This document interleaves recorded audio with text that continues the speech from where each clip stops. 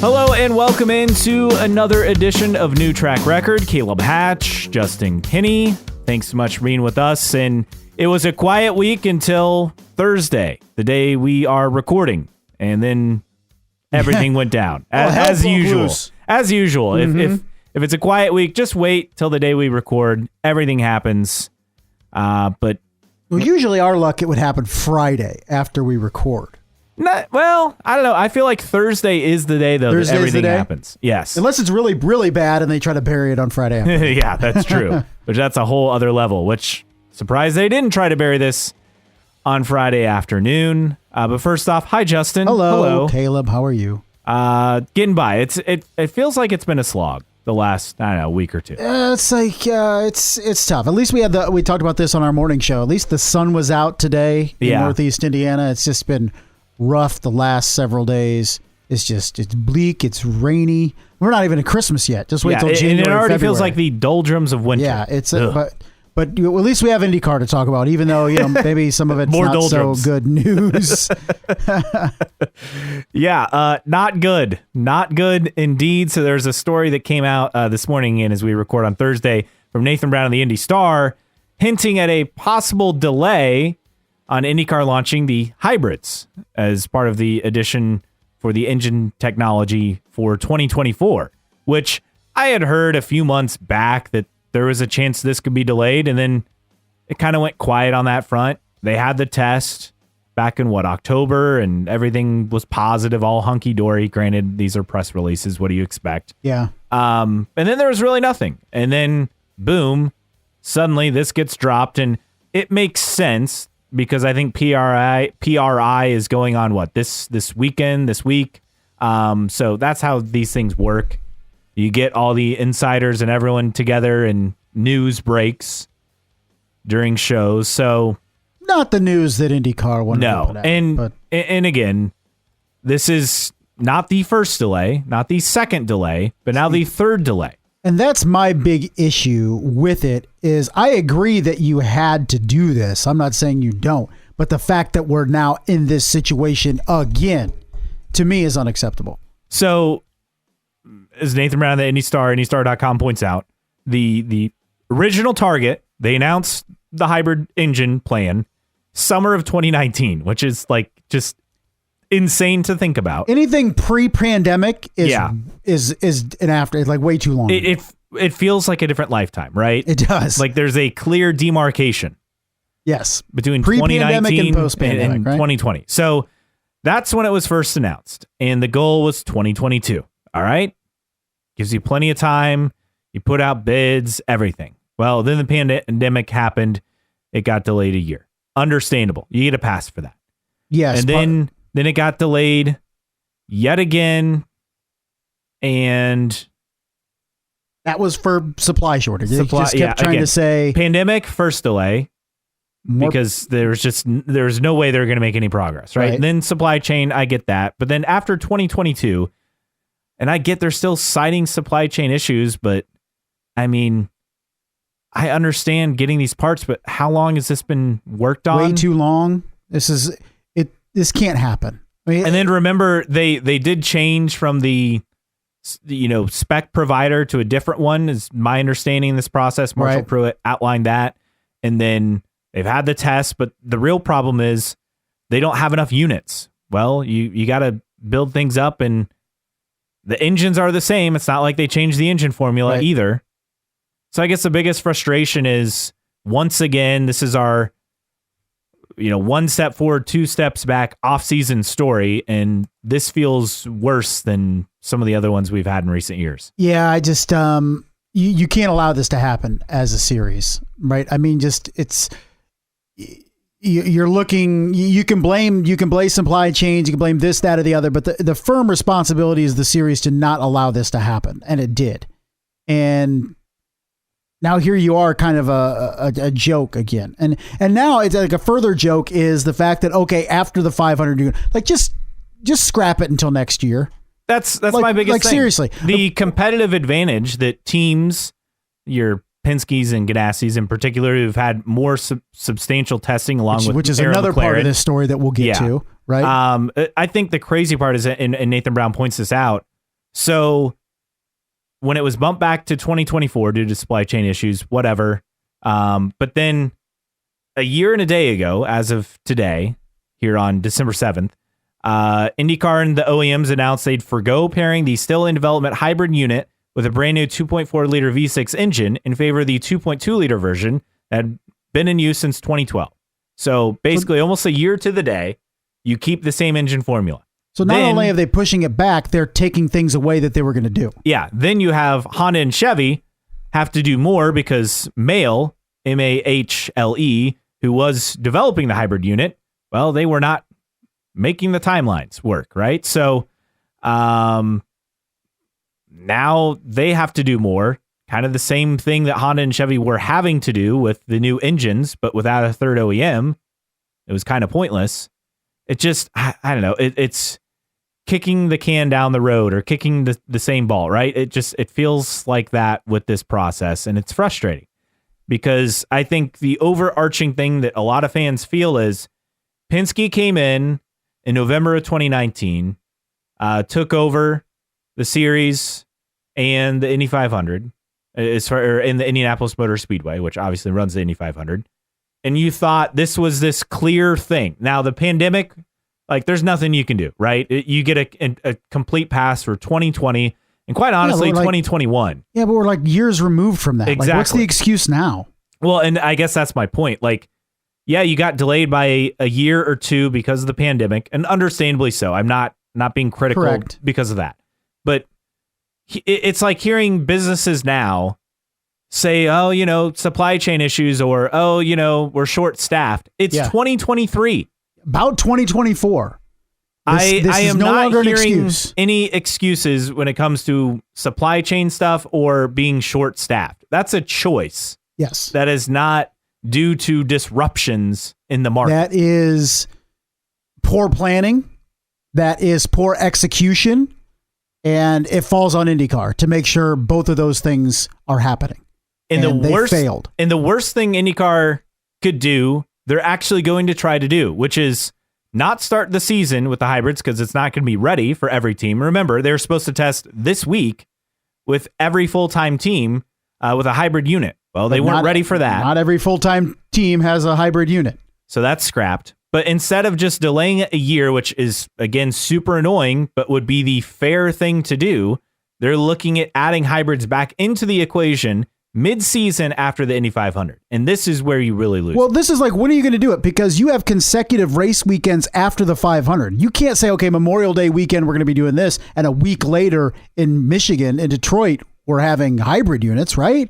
And then after that, you have Road America.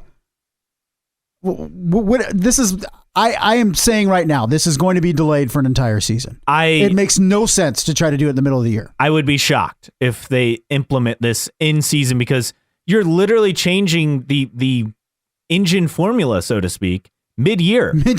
Like it's not like an F1 where they have this, brakes and then they come in with new aero tech bits updates, and pieces. yes.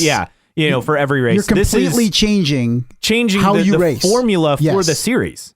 Everything from baselines to pit stops in terms of your mileage and how it drives and all this stuff, like it because it's going to be heavier once you put that stuff back in. So it's going to change how it, like, you cannot do it. The only thing that would make sense, and even this doesn't make sense to me because there are only four races, maybe 5 after this, is you do it during the Olympic break.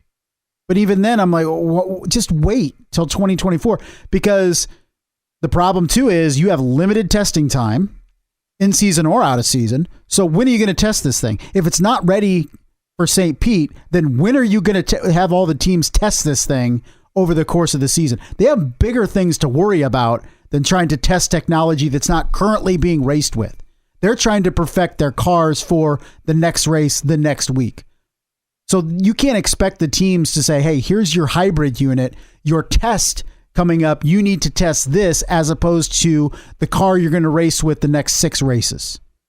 So you just need to scrap it for 2024 and come in 2025, which is a phenomenal disappointment, but it's the best option. From a competitive standpoint, it feels like a must. I mean, again, teams have significant testing advantages already, and here's my problem with this entire process. Remember in 2012 when IndyCar made sure there were drivers, outside of full-time status that were testing. Were testing. Yeah, you had testing Dan the new Weldon chassis. testing. Yes. You had, I think, Oriol Servia. I think it was Oriol Servia, who's part-time at that point. It was a way to make sure that there wasn't really some sort of giant competitive advantage. Now, Dan Weldon was set to obviously go on and race for Andretti the following year, and then we know what happened at Las Vegas, unfortunately. But you can't take guys who are competing full-time and then give them that kind of advantage. Yeah. And then roll it out from a testing standpoint to, now everyone has access. I don't like that aspect of the process. No, I feel that would be a good approach. And then, now correct me if I'm wrong, now 2012, how did it work with the DW12 when you were unveiling it? Did everybody then get the chassis at once, at least one car? So right now you're looking at Penske, Ganassi, Andretti, and McLaren as those 4 teams that have turned laps with the hybrid. The other 6 teams in IndyCar have not turned a single lap. To my knowledge, they don't even have a hybrid setup. Yet the other 4 teams, think about this, they're the ones that have not only tested, but during this entire break are being able to go over every bit of data and being able to race with the hybrid. They have an advantage right now because not only do they have seat time, they have data. And that's not fair. If I'm Coyne, if I'm Carpenter, if I am all the Juncos, I'm like, this isn't fair. And people keep saying, well, they're the most equipped to be able to do the testing, which is bogus to me because I think, correct me if I'm wrong, every team now has full-time employees. Not all of them, but they keep remember, it's not like, we're laying off all our which used to be the norm, right, where, crews would get laid off, especially after the smaller teams. The season, come about into September, October, and then they'd be brought back on, January, February. There'd usually be like a 2-3 month layoff period. That doesn't happen anymore. And it hasn't happened in IndyCar for, I don't know, about a decade. It's been a long time. And all these teams, even if they don't even have like a driver, like Coyne doesn't have any drivers confirmed. So I guess I would understand in that aspect. But all the other teams, there's someone who could do this. Carpenter, Juncos, Ray Hall, they have drivers. And I get that people will say, well, don't you want the most experienced drivers and teams with the most resources doing all the testing? No, you should actually have a separate driver doing testing. Why isn't Ryan Hunter-Reay, for example, doing the testing? Yes. Connor Daly. Although he's locked in for a seat, isn't he? No, he's not. Not full time. He can do the testing. Those are 2 very obvious choices, right? James Hinchcliffe. Yeah. Yeah. We can come up with a handful of names that it would not give some sort of massive competitive advantage because these are drivers either not competing full time or only doing 1 to a small handful of races. Yeah, it's mind-boggling to me. It shouldn't surprise me, but it kind of does with this. Is this the end result? Hopefully, at the light of the end of the tunnel is an improvement, I guess, on a lot of things. But I just at this point, hybrid doesn't excite me. It didn't excite me at the time when it was announced because you're still dealing with the same car, you're still dealing with the same engine. So what are we really doing here? And you can't even do this on time. So when we do come to, I don't know, some sort of new engine spec at some point, hopefully you and I are still alive. Same thing with the chassis. Is how long is that going to take? Seriously. Because it's been a 4-year process for hybrid engines. Yeah. And this is 4 going on 5. I mean, not even hybrid engines, just hybrid technology. The engines are the same. How long is it going to take for engines? How long is it going to take for chassis? It's disappointing. And it just shows to me a lack of commitment from IndyCar to give the resources, and whether it's financial, whether it's testing time, whatever it is, to these. I mean, these things should be tested ad nauseum. There should be tests every 2 weeks somewhere going on with these things in the off season to perfect them for March over the last 2 years, but they haven't. And now they're going to try to say, well, we'll unveil them after the Indy 500. I guarantee you, if we get into February without everybody having one, they're not going to do that. They can't, because then once you get into St. Pete, nobody has time for testing.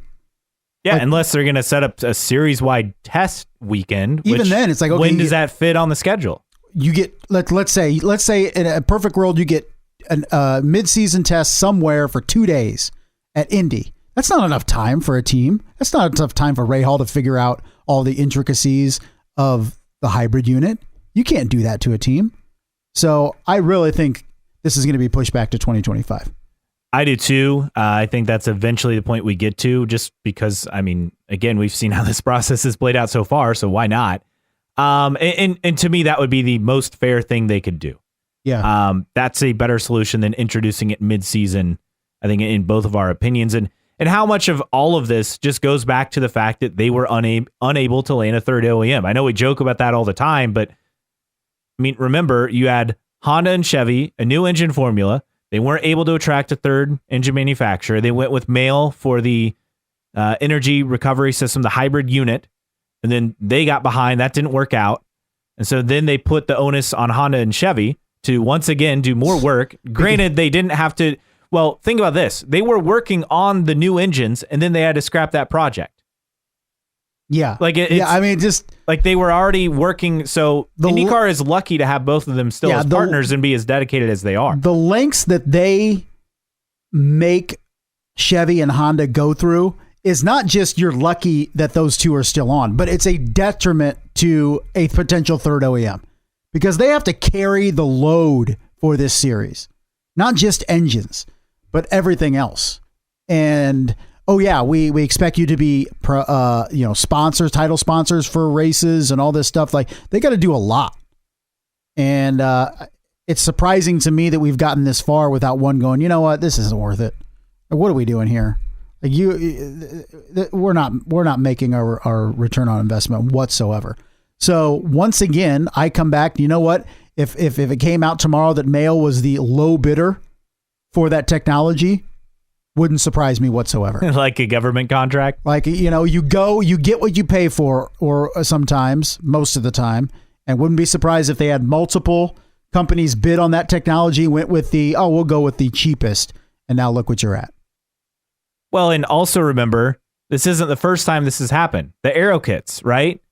The pitch was all these, aerospace and other unique companies would come in, and it was just Honda and Chevy once again having to develop and do the aero kits, because all these companies are going to come out of the woodwork and develop these different body kits and all this stuff. No, it didn't happen.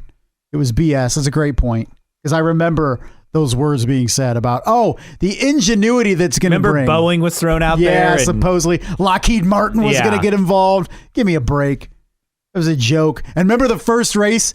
Those things just kept falling off, all the winglets and stuff. Like a disaster. Bits and pieces everywhere, all over the St. Pete track. And eventually you go to UAKs. I mean, just they can't get out of their own way sometimes. And this is another example. And we would be negligent if we just let it fly, because this is another example of the incompetence. That it may not be as much incompetence as in previous years, but it's still incompetence. I mean, look at what's going on. You're delaying your hybrid technology. You made a ridiculous deal with Motorsport Games that was going out of business. You burned your bridges to iRacing, and all because apparently of nepotism. Apparently, I mean, seriously, what are you doing? And remember, Formula One added hybrid technology first in 2009. This is not a huge deal. Like, this is not some crazy technology that IndyCar is ahead of everybody else. It's a decade behind Formula One, and it can't even get that right in a manageable time frame. Yeah, I don't know what else to say. Partly, I think the approach of not developing new engines and especially new chassis is they're terrified how long it would take. They're probably well, I mean, and this goes back to, I think, the overarching part of all of this. So since Roger Penske took over, I mean, yes, he got IndyCar through the pandemic. Had it not been Penske in charge, would IndyCar have even survived? I don't know if they would have. I don't think they would have been able to afford to have a season, right? I can't deny that aspect in all of this. But since that point, it doesn't feel like a lot of progress has been made. Yes, the Indianapolis Motor Speedway looks pristine, right? The Indy 500 is on an upward trajectory and has been really in reality since 2016. Yeah, you could say I'm not taking anything away from Roger Penske at the Indianapolis Motor Speedway and Indy 500, but it was on its way up before he bought it.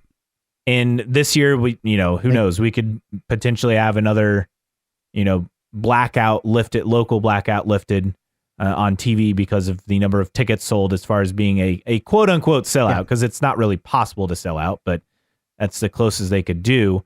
And it wouldn't shock me if we had that. But I think to go along with that, where's the progress? Yeah, I mean, the further we get from the pandemic, the less you can talk about Roger Penske and all these glowing things. It is a series that is run by people that are very corporate. They won't have any discussions with team and team owners in terms of issues. They shut it down. They put a muzzle on them. They can't really complain about much of anything. Leader Circle is like some super secret, top secret operation that can't be talked about. And again, that's something if they were more revealing on it would be a great selling point in the media. Like it's an intriguing thing, but the fact that it's so hard to get information and understand how it works, you can't sell that on the broadcast. No.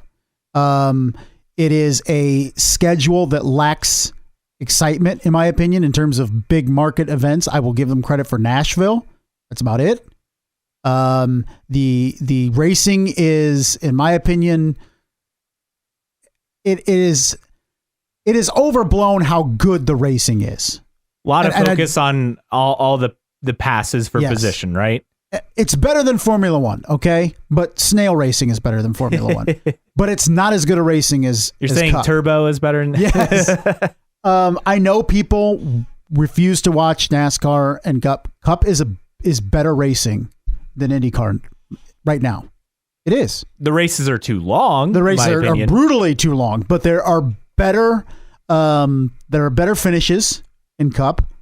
You can throw around the cautions and the gimmicks, and I get it. But the end of races are much more exciting in Cup consistently than IndyCar. And ease of passing, it's easier to pass in most Cup events as opposed to IndyCar. I know people don't want to talk about it, don't want to say it.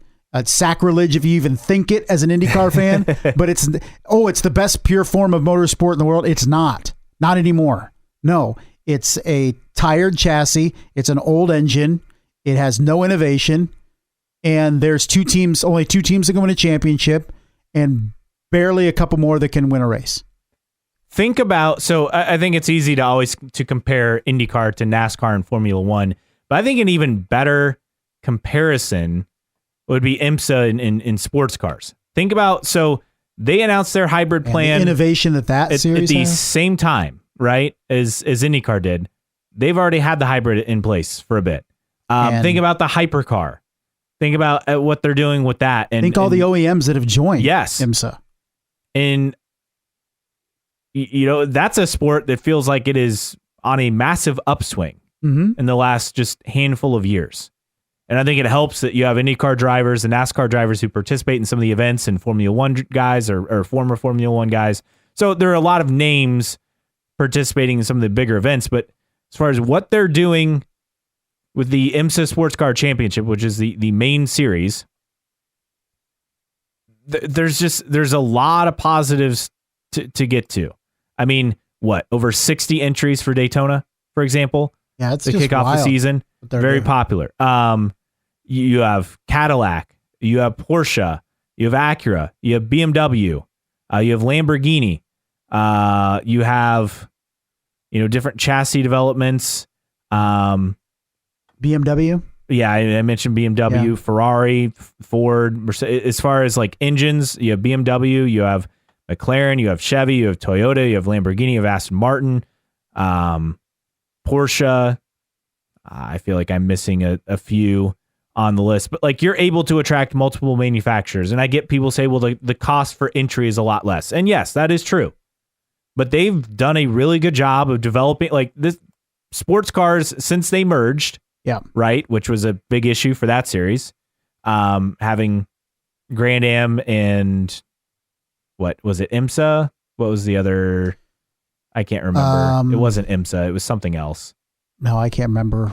But since they merged, they've had momentum over the last decade, and I think American Le Mans Series, that's what it was, ALMS. So they've found a way to attract manufacturers, to get the hybrid done, the hypercar, all of these things. I feel like there's so much more momentum for what they're doing in the classifications and what IndyCar's been able to do for quite some time. I think you thought that when Roger Penske bought it, it would give the series the ability to take some big swings. And if it swung and missed on a couple things, at least it tried. But it would probably swing and hit home runs on a couple things too. But that hasn't happened. And we've said it before, it's not our money. It's who are we to say how to spend it? But I think the biggest thing is everybody expected, I guess, bigger chances and bigger risks and bigger opportunities for IndyCar with Roger Penske in charge. That hasn't happened.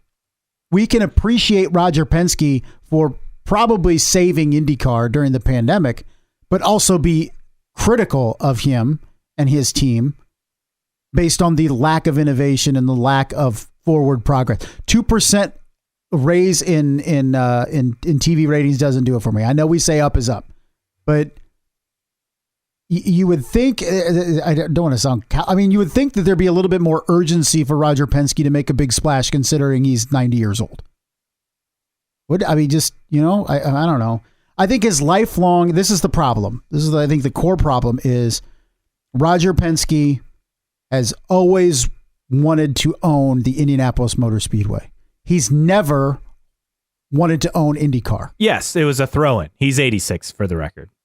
Oh, he's a young whippersnapper. Okay, I thought he was closing on. He turns 87 on February 20th. So, but to your point, IMS is the thing. The IndyCar series, the NTT IndyCar series, as it is known, was a throw-in, right? Yeah, along with IMS Productions. Great to have, cool, great. Yes, but like IMS looks great, but you feel like the series still just kind of and I've said this for years, until you have the series separate from the Speedway, it just doesn't feel like it can thrive, because the Speedway, rightfully so, and that arrangement is always going to get top priority. And when it finances IndyCar, that's why they have to be connected. But I think you look at it, and for the past couple of years, you've looked at the Indianapolis 500 and say, okay, great. IMS, great. Now what? But here we are entering 2024, still asking that same question. Now what? We had the 2022 500. We had the 2023 500. Now what? What else can you do with that event? It's sell it out. Kyle Larson coming in next year. I mean, that's obviously right. But I'm saying in terms of behind the scenes stuff, he's done a great job with renovating things that need to renovate. I get it, but now what? Is he just content because the 500 is built up back to what it is? Shouldn't he have, this is what, because he said that multiple times first. This is what I want to do. I want to solidify the 500 in IMS first. And you can check that box. Yes, he's checked that box. Now what? Now what? You're a guy in a position that can take some risks. And even if you lose $20 million on something, you're a billionaire. Whatever. I just don't feel like he's taking advantage of the situation. And I think it comes back to, because I really don't think in his heart of hearts, IndyCar is just what it is. The 500 IMS, that's what he is in love with. And I don't blame him, but just that same love isn't with the series. You also look at it like this. I mean, he is a billionaire, but you also mentioned it feels like IndyCar is risk averse, right? They're not trying a lot of new things. Yes, the Detroit move, I guess, was something, but they were basically taking a situation that wasn't really working for the city of Detroit. It wasn't working for the conservation group, and found a way to do something.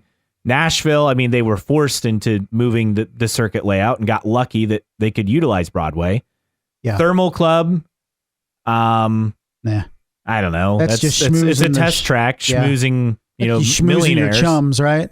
So I don't know. Like, they're not doing these ground-breaking things. And the problem is the comparison that we have is, well, Formula One has Vegas and Miami and Drive to Survive, and NASCAR had the dirt race at Bristol. That was the thing that kind of started everything. And then the Clash of the Coliseum. Chicago. Like, IndyCar is just still kind of, the Nashville race got moved onto Broadway, which is great. Yeah. But it doesn't register on the same level as those other events. It would be a risk, I think. And we're not talking like huge things like we were talking last week with New York and Washington, D.C. and stuff. But it's like, okay, make a Mexico race happen. You have Pato O'Ward. Okay, for who knows how long, because if he keeps testing the way he tested in his Formula One test after the season finale, he's not going to be around in IndyCar for very long. So make it happen. I mean, I think if he wins a championship and or an Indy 500, he's not around very long. And then you lost an opportunity because Mexico, if anything, loves their athletes. Yes. And it would show out. We see the impact even when IndyCar is close to the border in racing and how many fans come out. Like, Roger Penske, you could make calls tomorrow to make sure a Mexico race happens in 2024. I mean, probably too late now, but why isn't this a thing? Why aren't you looking at and say untapped market with a marketable Mexican driver that is well known in Mexico, and people will show up? Yes, I'm going to front the money to make sure this happens. Well, and that's the thing. IndyCar they'll say, well, we're already promoting Iowa and Milwaukee, which, I mean, Iowa worked because of the partnership with Hy-Vee. Milwaukee, we'll see how they make that work, without some sort of grand partner. Well, it's already sold out with no musical acts for the Cup race. At Iowa. At Iowa, yes. Yeah, at Iowa. And that's the other thing. It's like, again, Cup can come in and do this, right? Gateway, we saw this happen. We're probably going to see it happen again at Iowa. Becomes an afterthought. So I think the biggest thing is, like, there's no real big event. Yes, they've held course on the ship and got through 2020 and even 2021, but we're past that now. Where's the vision? Where's the 5-year plan? I think Marshall Pruitt has talked about this. Like, there's no plan. There's no right? plan. There's no grand idea. It feels like it's counting beans and, making sure all the and then counting up the dollars add up. Yeah, but like counting up the TAD, and by gosh, it went up 2% from last year. We're on the right track. And I get it. A business needs to make money. I understand that. But also, you got to spend money to make money. Yes. And Roger Penske knows that, but he just doesn't want to do that.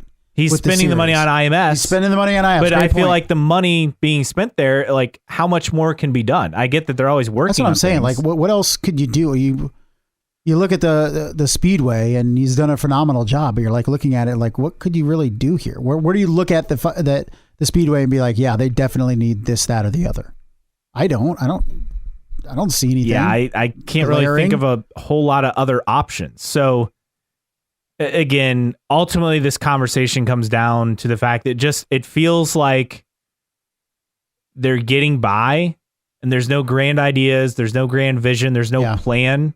And I think that's the part that's troubling, because I think we all, and perhaps a bit unrealistically, thought with him taking over, obviously we didn't know the pandemic was on the horizon at the time, but we thought, wow, IndyCar can like actually achieve things like get the 500 back to a good status, which they've done. And it was getting there at that point in by 2019 to begin with, and even before.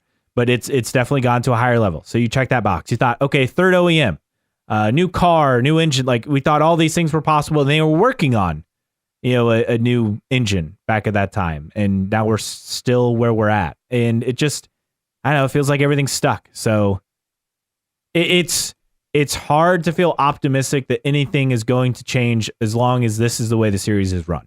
And you're falling more and more behind Cup and Formula One in terms of ingenuity. Now, could that Formula One bubble burst in the U.S.? Very possible. I mean, I've always felt like Vegas could have been like the last big hurrah. And yes, Vegas got great TV ratings, but with what happened, basically you read fans who actually attend these races in Miami and Vegas. Now, Coda and Austin seems relatively okay, but the other two, you get a lot of negative stories about stuff, and eventually people just aren't willing to pay the money. I know with Miami, they it was hard they sold it out, but it was a lot tougher in year 2 compared to year 1. And I'm sure Vegas will be the same. But that presents opportunity, because if you say that inevitably F1 has to fall off, and you said people will no longer will to spend their money on Formula One, how do you then lure them to IndyCar? They could just stop spending that money and not spending on something else, not spending on anything else. Or you could lure them into IndyCar, but what's the pull? Remember, IndyCar took over Long Beach from Formula One. Mm-hmm. Like what's the, outside of 2 weeks in May, what's the pull for fans to say, yeah, Formula One's got old, it's got stale. There's one team that dominates, one driver. I'm going to go watch IndyCar. What's the pull outside of 2 weeks in May in terms of huge events? There's nothing. Yeah, I mean, I will say Innovation. This. The event health for most of the races on the IndyCar schedule is pretty good. I mean, considering Texas was dropped. So, yeah, there are tracks where you want to see the crowds go back up. Iowa, Gateway. But, like, you have a lot of tracks where it's a big event. Barber, Road America, Mid-Ohio, obviously, Indy, Long Beach, St. Pete, right? You have some positive momentum at those tracks, and I'm sure I'm missing a few others that are notable in that aspect. Toronto. But you want to see, Nashville. Will the move down, will that boost ticket sales? Like, will this help? It should. But it just feels like it feels like a Groundhog Day situation.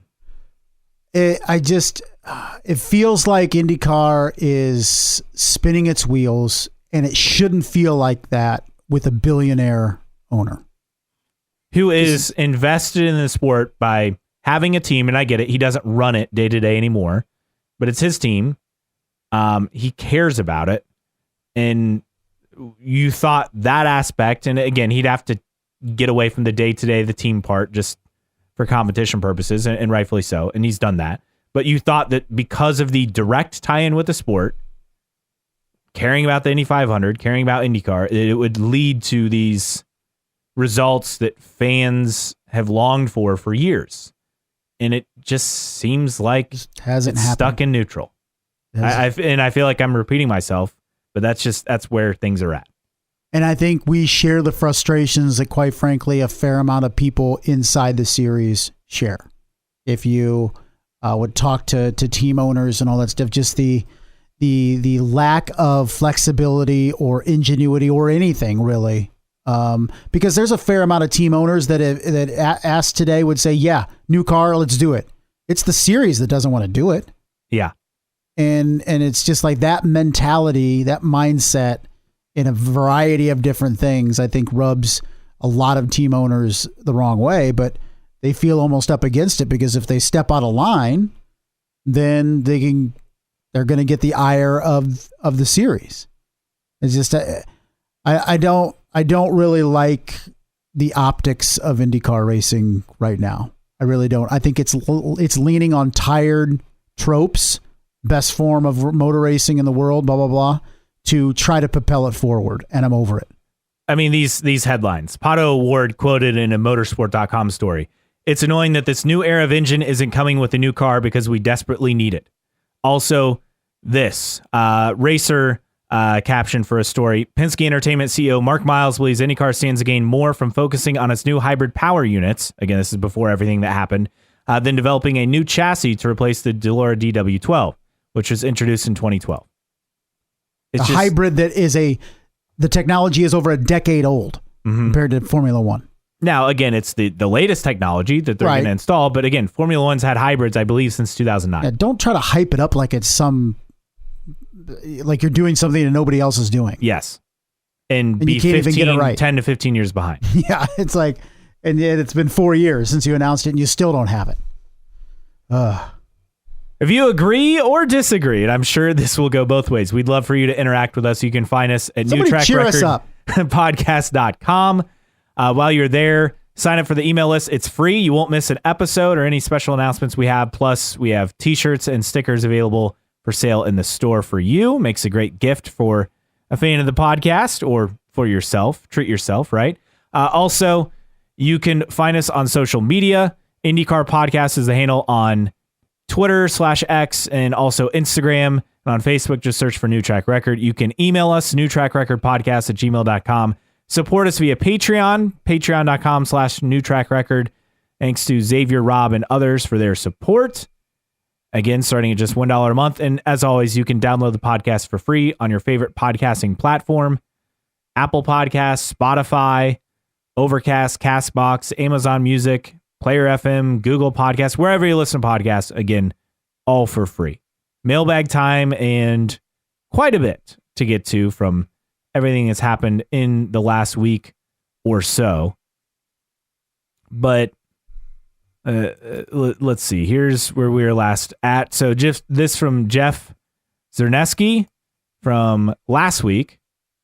Getting caught up. It's the off season. We need at least one article on third OEM international races and bringing back Cleveland. Let's see. What else do we have? This from S2000_Moose. We got one of the Moose. Ah, nice. We got them. So, first time, Moose short Nation? time. If Apple bids on IndyCar, it will be with Paramount, CBS et al. They are likely combining Apple TV Plus with Paramount Plus. I'd love to see races available commercial free on streaming as part of any deal. So that was Snarky Moose, who I believe is a longtime trackside. Yeah, I remember. So welcome aboard to Trackside. Yeah, welcome. Great to aboard. have you. I saw this announcement probably like right after we talked about this on the episode last week, but I think that is the next step. And I don't know if that's the next TV deal, because I think you still need a linear element, right? Whether that's the Indy 500 plus 5 races, the Indy 500 only, which I don't think you could sell to teams and sponsors, but that's where we're going to be within 3 to 5 years. I do believe the next deal, whoever it is with, will have some sort of linear or some streaming element. I mean, we already have it now with 3 races now on Peacock? Yeah, and then the ability to stream every race on Peacock as well. But I think you're going to see even Cup has gone to stream only for some races. So I do think that's a thing.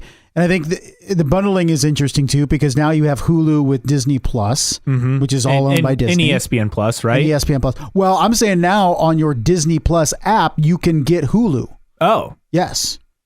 Makes no sense for those that have the bundle, but yeah. Similar to you could see Paramount Plus with an Apple TV Plus, and they're both on the same quote unquote app. So you could potentially see that, but I do think it's an interesting proposal if Apple TV would get involved. But I don't know. This is the thing. I look at it too with the series not taking risks, because remember when they put the DW12 out for bid, and who they go with in the end? Dallara. Yeah. There's no outward thinking. So in my opinion, there may be more money on the table from someone else. There may be more lucrative deals, I guess, streaming wise. But I do think that IndyCar, if they have to take less money, will stick with it with NBC. I don't think it's the management thinks outside the box enough, and we've covered that ad nauseum on this podcast this evening, that they're going to make a significant jump. They should consider if the CW, for example, wanted to double or triple their money. But I think they're going to be like, there's too many risks. We got to stick with what works. And that's a whole issue with IndyCar in general, is they're just, we're just going to stick with what works. DW12, let's stick with what works. These current events, let's stick with what works. They're incapable of trying something new unless it's forced upon them. And that's why I think they'll re-up with NBC. It may be less money. It may probably be less races on network, but it's what they know. Several replies from the Mark Weil quote I mentioned earlier about chassis versus hybrid. Jeff Cerneski said, I don't disagree if it brings a third OEM. That will infuse the series with more funding, which will make it easier for teams to buy the next car. NK Harden says, I get that people want to see a new look on the cars. Everybody likes new, shiny things. I don't get the people that get so fired up, mad about it. This car races completely different from the one that rolled out in 2012. Yes, but listen to the drivers.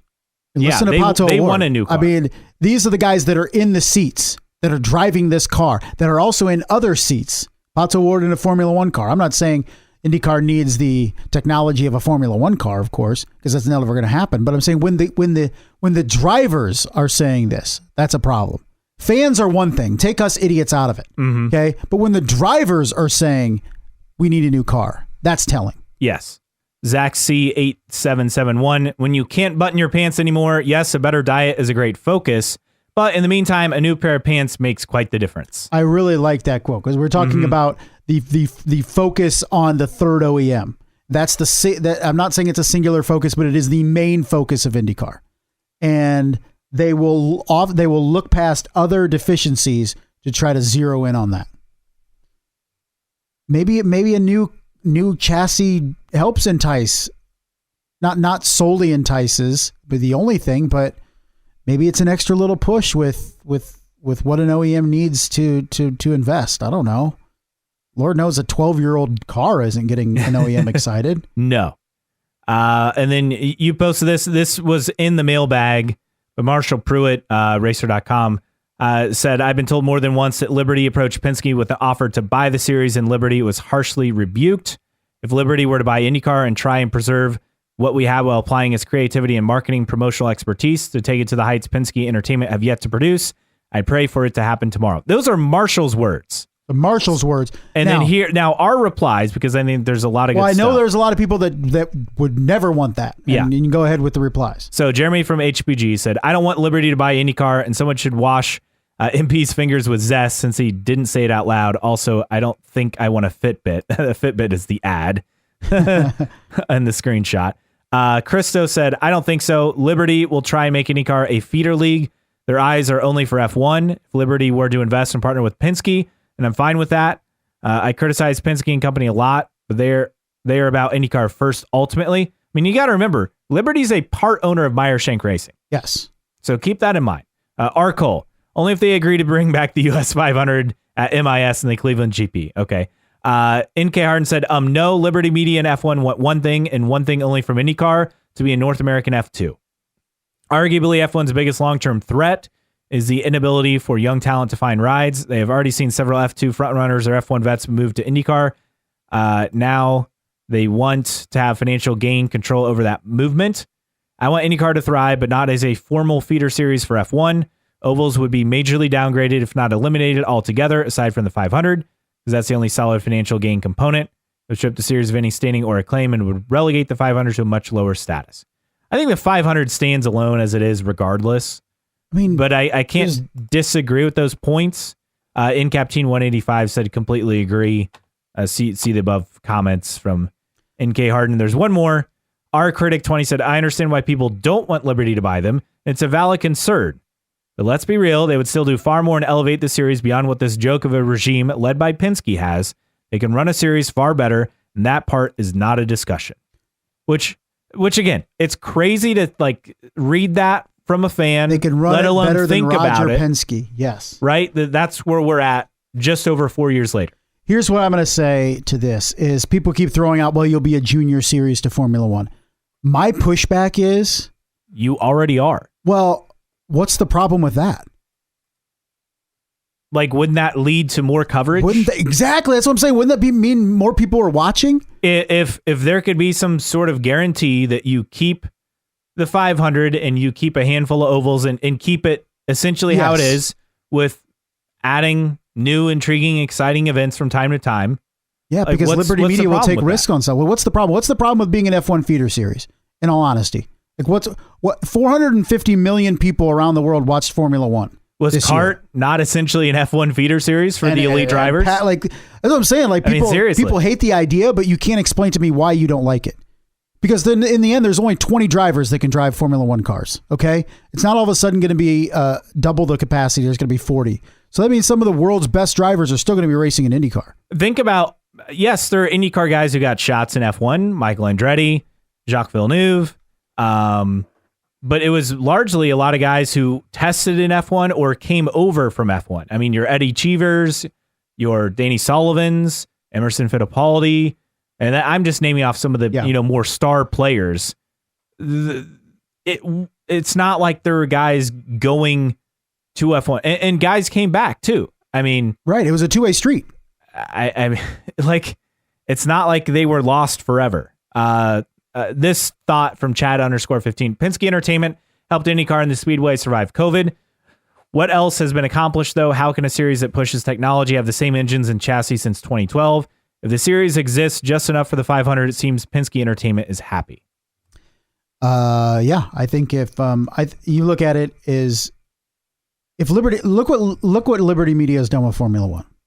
I mean, really, it's insane.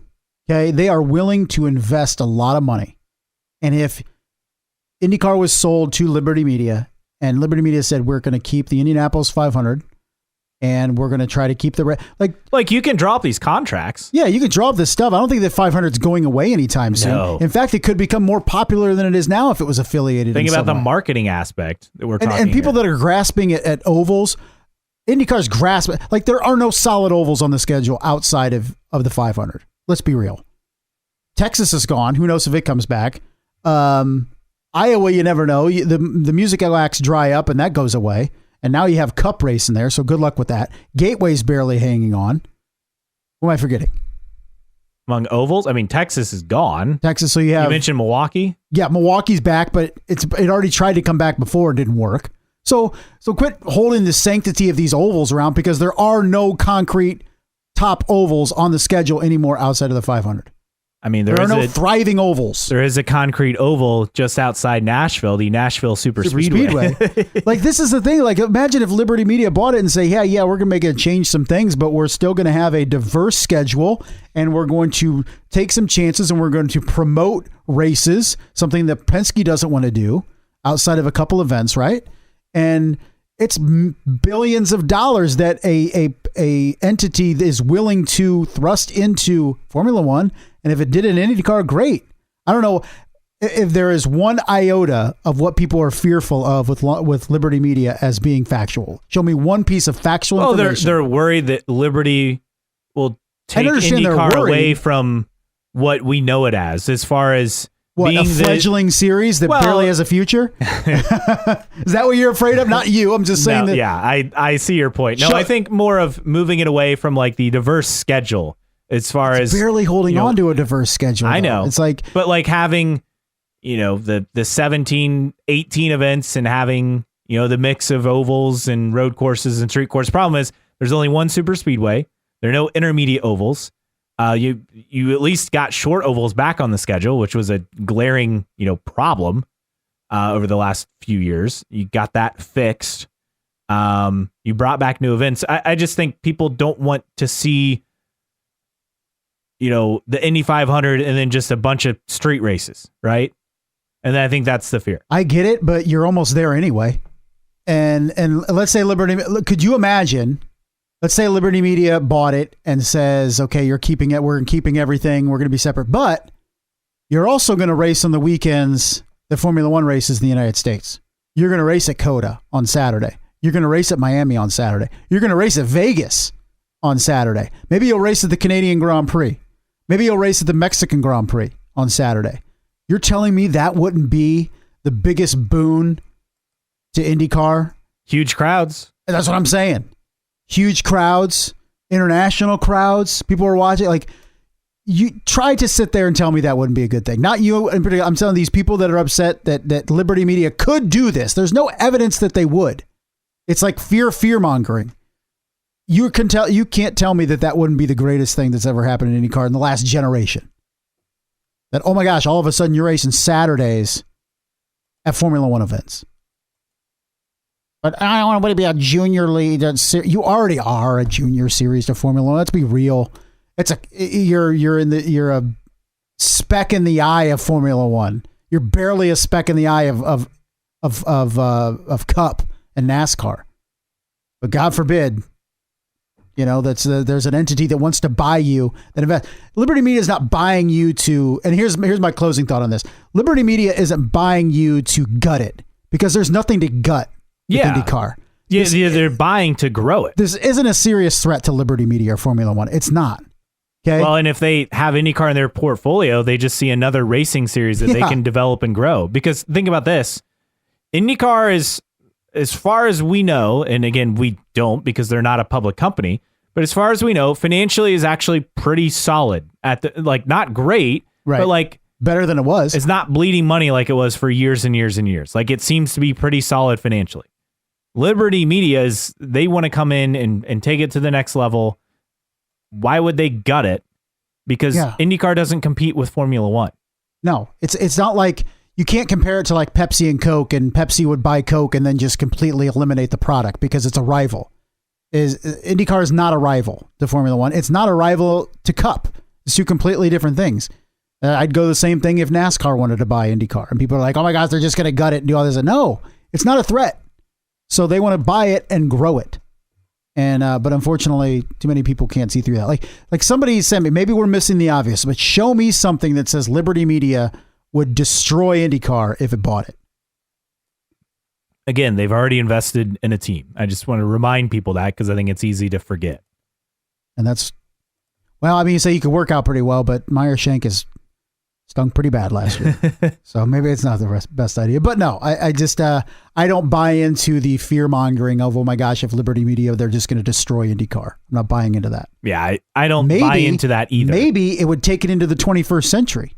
Maybe.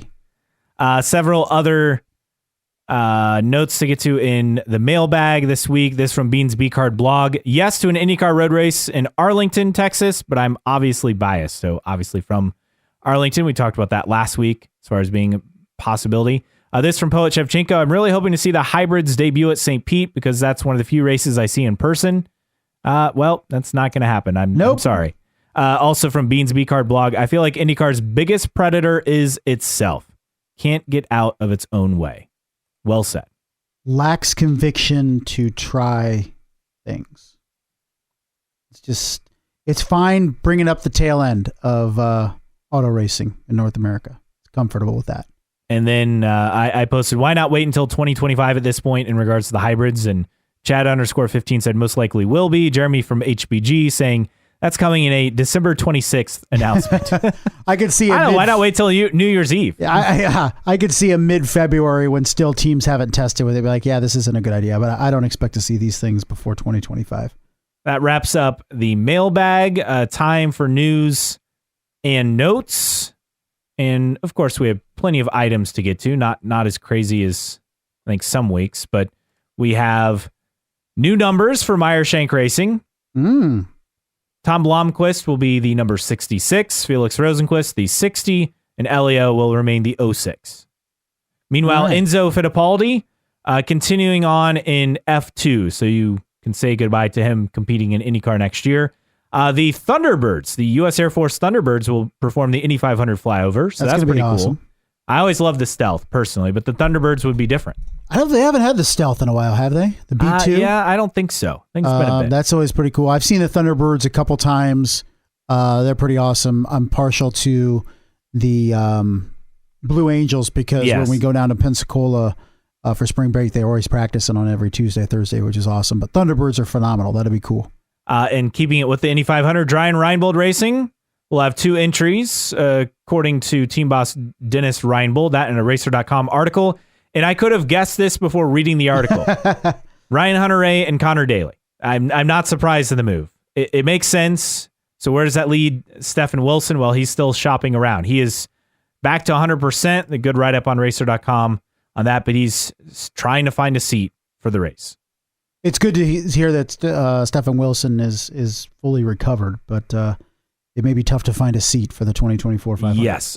My guess is we're once again topping out at 35, 36 entries, as always. Justin Marks, that says Team Trackhouse, could enter the Indy 500 as soon as it finds a compelling opportunity, but added, if we go to the Indy 500, the only way we do it is if we do it as a double with one of our NASCAR Cup drivers. We're not going to do it just to do it. That tells me they're not interested right now in doing a full season. Yeah. But again, though, the double, they'll do it. Yeah, but they're jumping into MotoGP. Yes, which is interesting. It is interesting.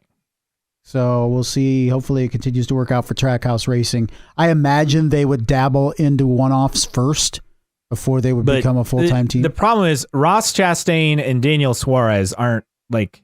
No. It'd have to be the Project 91, right? Yeah, I mean, or maybe just hire a third driver for the Coke 600 and that, and put him in both seats. I don't know how that would work out, but hopefully, I mean, I hope it works out for them because they're a breath of fresh air for Cup. Meanwhile, Paul Tracy is entering the Bathurst 12-hour. Oh, yeah. Okay. Well, Paul, just when you think he's done. Yeah. So. He actually previously did this race in 2019. I guess I missed it. He was an injury replacement for Boris Said, if you remember that name in NASCAR. Yep. But road course ace. It'll be with Paul Morris. So he's with Paul Morris that year. He'll be with Morris's son Nash. TechWorks Motorsport Innovation Race Cars GT. So pretty cool to see PT back racing. The 12-hour race will be held February 16th through 18th. It's a race that I always am like, oh, it'd be cool to watch, and then it's like the middle of the night and I'm asleep. Yeah. I love the idea of it, just maybe not so much the execution. I've always wanted to watch the Pikes Peak hill climb too, and I don't know if that's even on broadcast television anywhere. Because I'm sure there's a way to stream it. Yeah, but always want to watch it every year, and every year I forget. St. Pete 3-day tickets on sale now. GPSTPete.com/tickets. That's where you get the info there. And a couple of happy notes. Scott McLaughlin, new puppy. Oh, pretty cute. That's huge until you have a baby like Alex Palou. Yeah, and then Alex Palou. And it's confusing because they do the day first, then the month, you know.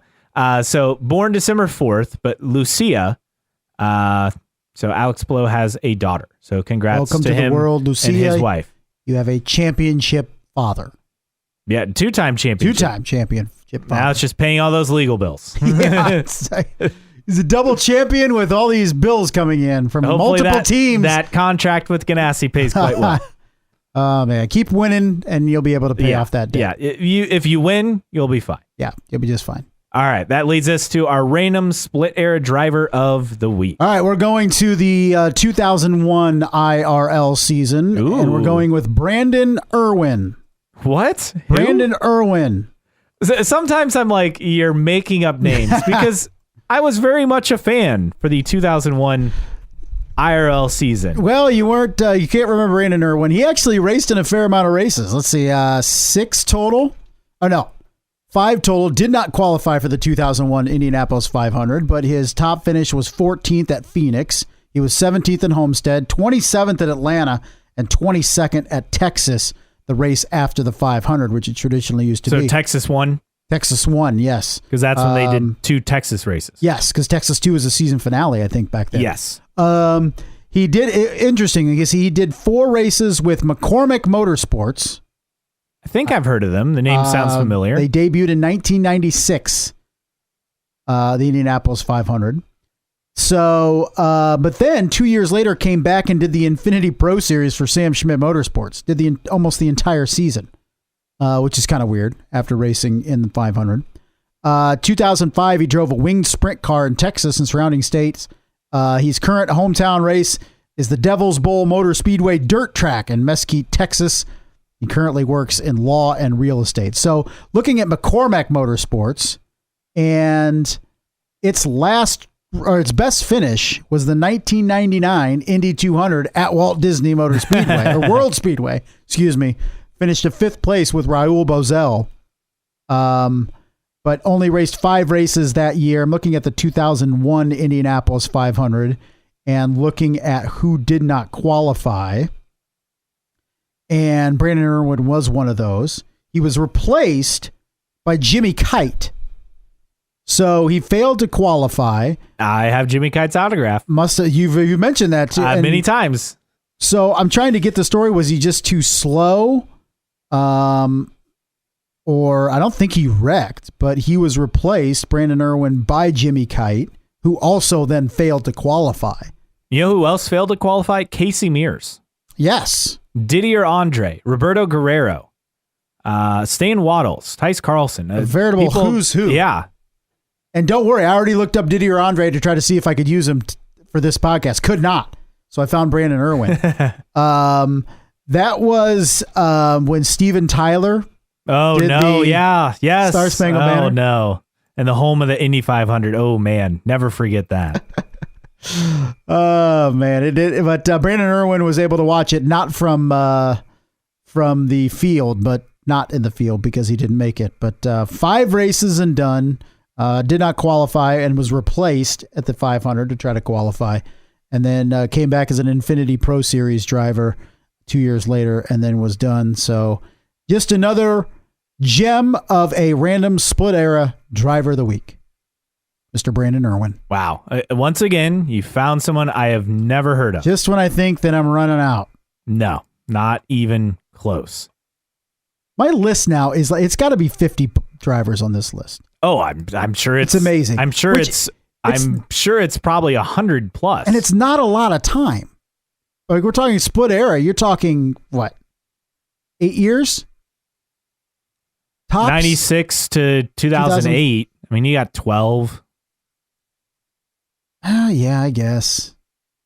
But you can't pick anybody from the later IRL years because we know them all. Because even the random ones are like notorious. But it's still a lot of like, you're talking, let's say a fair decade to have 50 drivers that you've never heard of. Like that's how inconsequential these series were. The early IRL and the later Champ Car. Yeah, IRL, 96, 97, 98, 99 in particular, and then Champ Car basically anytime after 2003. Yeah. Because CART, but then when it became Champ Car, which would have been 2004 on through 2007. Just wait till you get to 2007. The thing is with that, there are so few drivers participating that you've probably heard of them. Right, yeah, probably. 2004, 5, 6, 7. It's just amazing. When we started this, we were like, all right, this will get us through 4 or 5 months. No. It's like we're going. We got 50 some guys and still going strong. It's wild. Absolutely wild. All right, well that wraps it up for this week on New Track Record. For Justin Kinney, I'm Caleb Hatch. We'll be back with next week, hopefully less shenanigans here on New Track Record Podcast. You never know.